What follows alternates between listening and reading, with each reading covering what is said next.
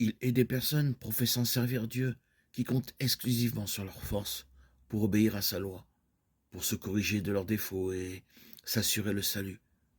Leur cœur n'est pas touché par le sentiment profond de l'amour du Sauveur, mais elles s'efforcent d'accomplir les devoirs de la vie chrétienne comme une condition à remplir pour gagner le ciel.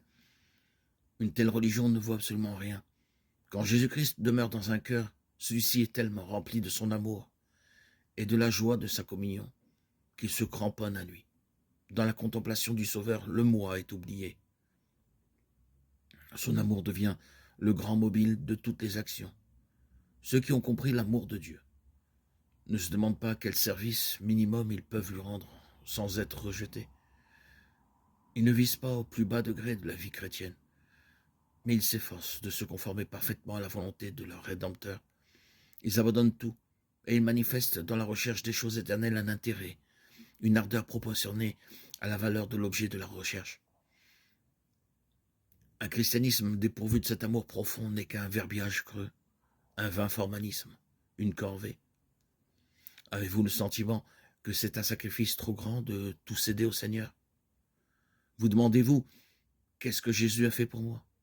Le Fils de Dieu a tout donné pour notre rédemption, sa vie, son amour, ses souffrances. Serait-il possible que nous, les indignes objets d'un si grand amour, nous lui marchandions nos cœurs? À chaque instant de notre vie, nous avons participé au bienfait de sa grâce.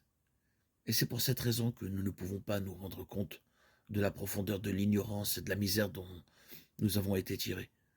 Pouvons-nous porter nos regards sur celui qui a été percé par nos péchés et dédaigner ce grand amour, ce grand sacrifice?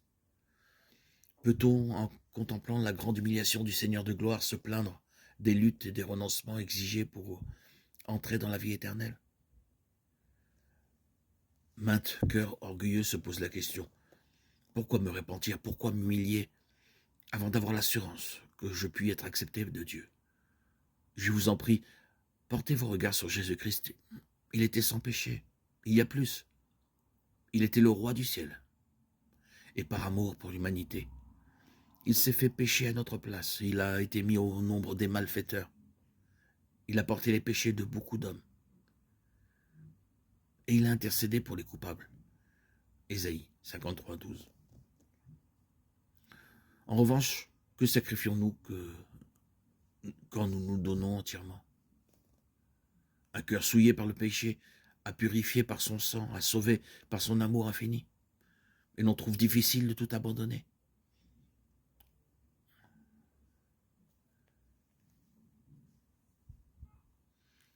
Dieu ne nous demande pas le sacrifice d'une seule chose qui pourrait nous être bonne et utile. Dans tout ce qu'il fait, il n'a en vue que les intérêts de ses enfants. Il tient en réserve pour eux des biens infiniment supérieurs à ceux qu'ils poursuivent. Ah, si tous ceux qui n'ont pas encore décidé de suivre Jésus s'en rendaient compte. Celui qui agit contrairement à la loi de Dieu fait à son âme le plus grand dommage. Il n'y a aucune joie véritable sur le sentier défendu par celui qui fait tout en vue de notre bien. Le chemin de la transgression conduit au malheur, à la ruine.